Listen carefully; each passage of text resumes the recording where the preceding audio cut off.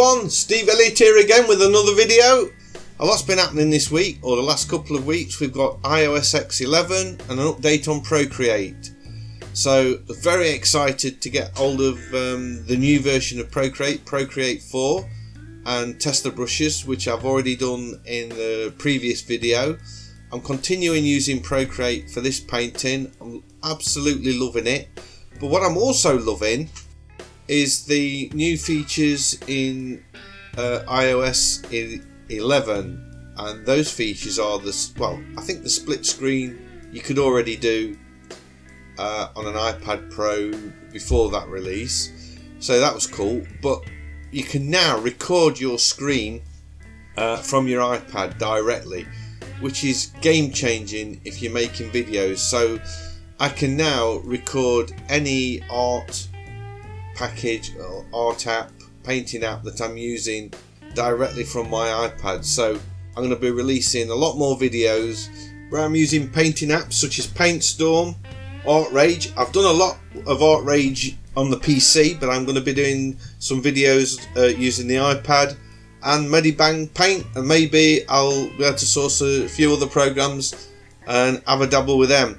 So if you haven't subscribed, please do, because I'm going to be producing a lot more videos, and I'd love you to join me on my journey exploring the wonderful world of digital art. Anyway, back to the video. You'll notice that even though I'm using Procreate, it doesn't look like a usual Procreate speed painting where you see the whole of the screen. That's because previously in Procreate, in fact you can still do this, you can export your painting as a speed painting video, which is an absolute great feature and very useful for making videos, but it doesn't really give you an insight into what the artist is doing, what tools he's picking, and how he's zooming in on the image. So I wanted to grab the screen as I'm recording, and you'll see exactly how I'm working. The first thing you'll notice is that I'm actually using the split screen feature, and I've put my source material, source photo of a couple of horses or foals on the left hand side of the screen, and I can zoom in on those or zoom out with whatever I'm doing. So that's what I'm working from. And then on the right hand side, which is really sort of 3/4 of the screen, I'm actually doing the painting, and you can see that I zoom in onto the photograph to the same bit that I'm painting. So although it's a very sort of impressionistic type of painting, in as much that the brush strokes seem to be going here, there and everywhere, and there's not a lot of structure to it, I'm actually looking very close at what I'm painting, and you can see that in this new way of recording, in which you wouldn't have seen in the old way of exporting a speed painting in Procreate. So I'd like to know what you think. Do you prefer the old speed painting Procreate videos, or do you like this new style where I can grab the screen and show you exactly what I'm doing? You can see the menus that I'm selecting, although they do go a bit fast because it is a speed painting, but you do see a lot more of what the artist is actually seeing rather than just a speed painting. So please put in the comments which you would prefer. That will help me decide where I'm going to be going in the future. And now I should be making my videos for you guys.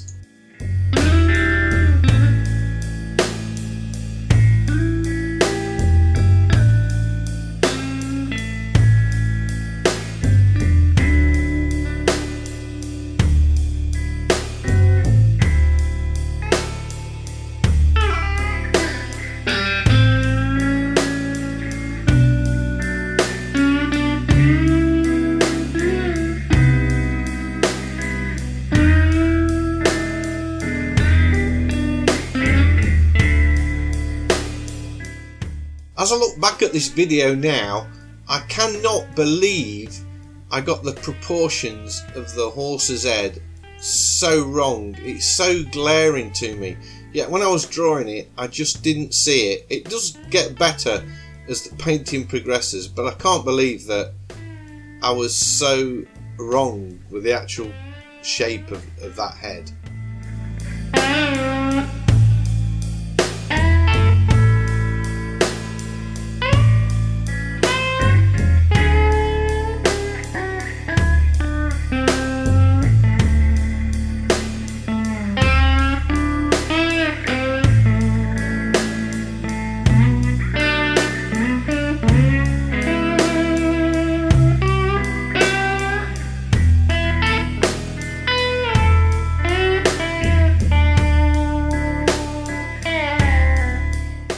For those of you that are interested, I am using a palette that comes with Procreate called New Drink. I made that my default palette, and I'm using that exclusively throughout the painting to ensure I get a nice harmonious feel to the painting.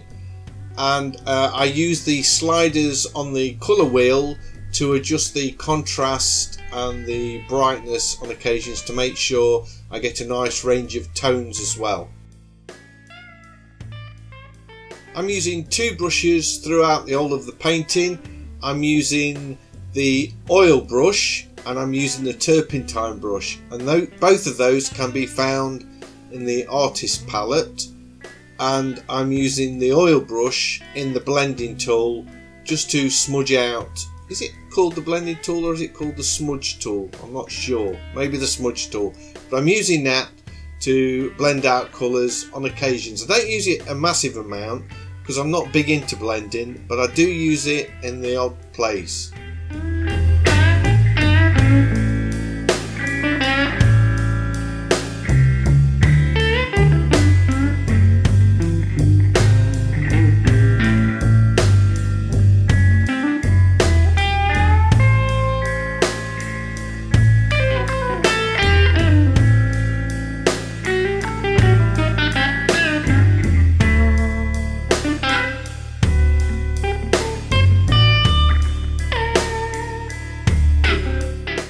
As you can see, I continually jump all over the painting, refining the shapes as I'm going, tweaking things. I don't work on one piece of the painting until it's finished. I'm just all over the place and continually working it and changing it, and the thing progresses as a whole, not as one single item. For example, I wouldn't just work on the horse and finish that. I'll do a little bit of the gate, I'll do a little bit of the horse, I'll do some leaves, and I'm flitting backwards and forwards, darkening the tones, adding more colour, lifting colour out, and so on. Just continually working over the whole of the thing.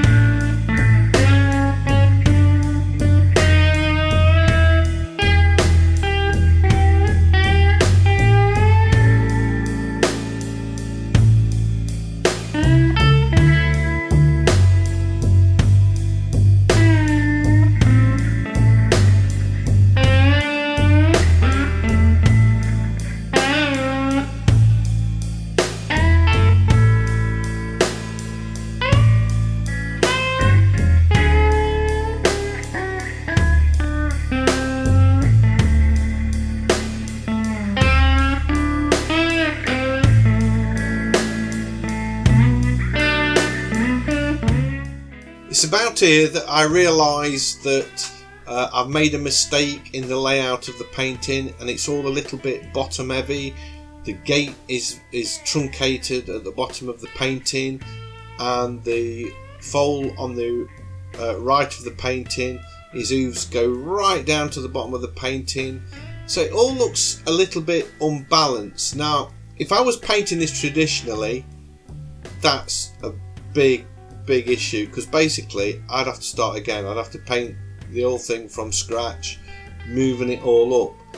But luckily, digitally, I can select a portion of the painting and move it. Unfortunately, I failed to record about maybe, I don't know, 40 minutes of painting, so you don't get to see how I do that. But what I did, I selected the layer and I duplicated it, and then I moved the layer up about I don't know, a couple of centimetres, so that I could paint the bottom of the gate in. The Ursus was moved up, there was less foliage at the top of the painting, and because I duplicated it, I didn't have to repaint everything at the bottom. All I did was use I flattened the two layers together, and I used the smudge tool or blending tool to merge those two layers together, or where the join was, I used it to smudge them out, and then just overpaint it a little bit. So that saved a massive amount of work, and that's one of the reasons why I'm really liking digital painting. So once again, I'm really sorry that I lost some of the video and you didn't get to see that full process.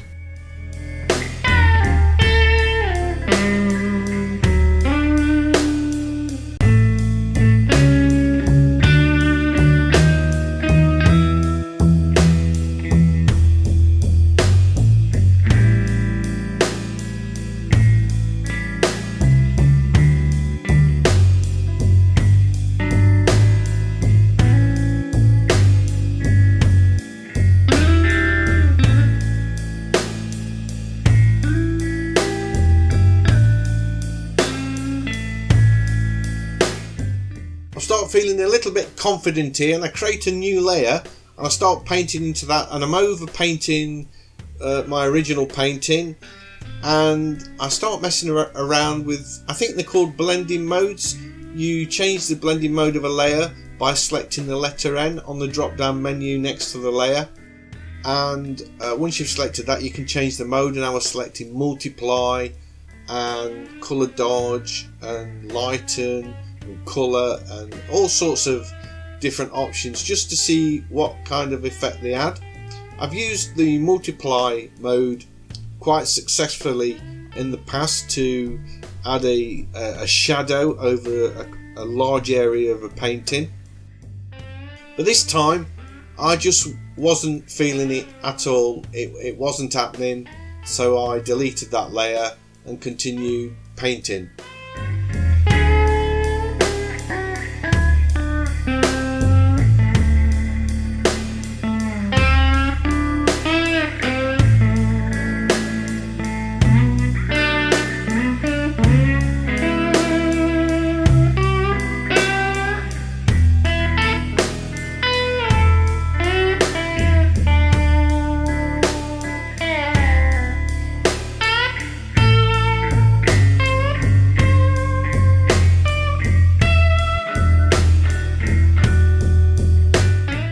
I'm a big fan of Borodante, and if you haven't seen his channel, I recommend you check it out. But as he would say, I'm searching out the shapes of the leaves with my brush, and I'm trying to give an impression of leaves without actually painting any. I'll leave a link to Borodante's channel in the comments below, because he really is worth checking out. Not that he'll actually notice a large influx of viewers coming from my tiny little channel.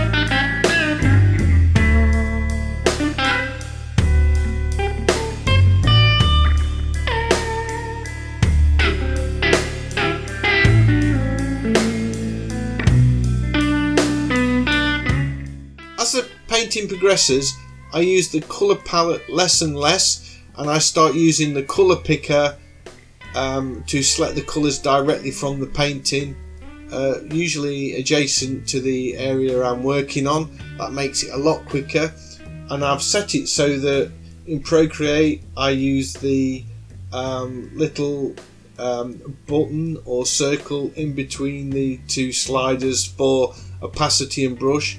I hold that down and then select the colour with the pen and then carry on painting. I find that a really quick, effective way to select colours.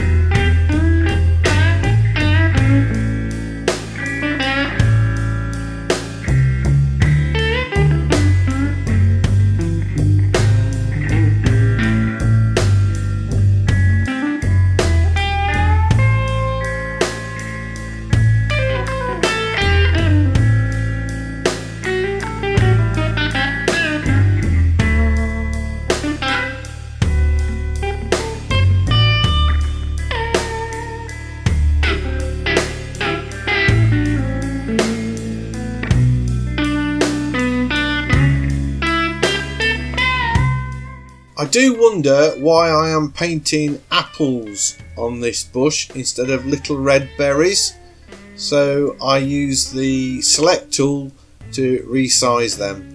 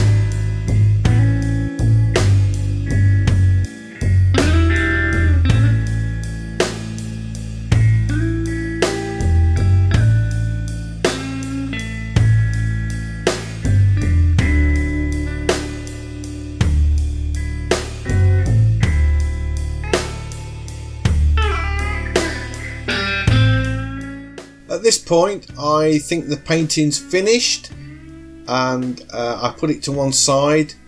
I then come back to it a few hours later, and I'm thinking, no, I'm not feeling it. I'd put a new layer on top of the original layer, and I'd put a warm glaze over quite a considerable amount of the painting, and it just wasn't working. So as you can see, I went back into it and I deleted that layer completely, and then I added a few more touches just to add the finishing details that I wanted, that I felt that were missing.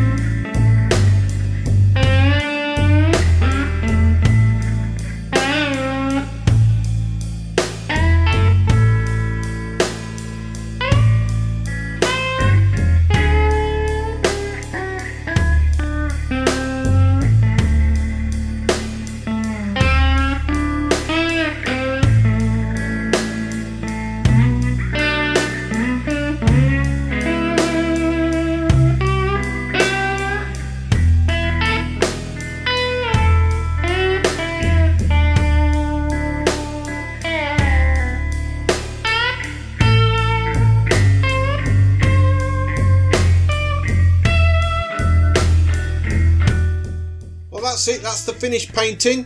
If you like this video, please give me a thumbs up, it would mean a lot and I really appreciate that. And also, if you're new to the channel and you like the video, please subscribe because I've got a lot more like this coming your way. Thanks for watching and I'll see you all again in the next one.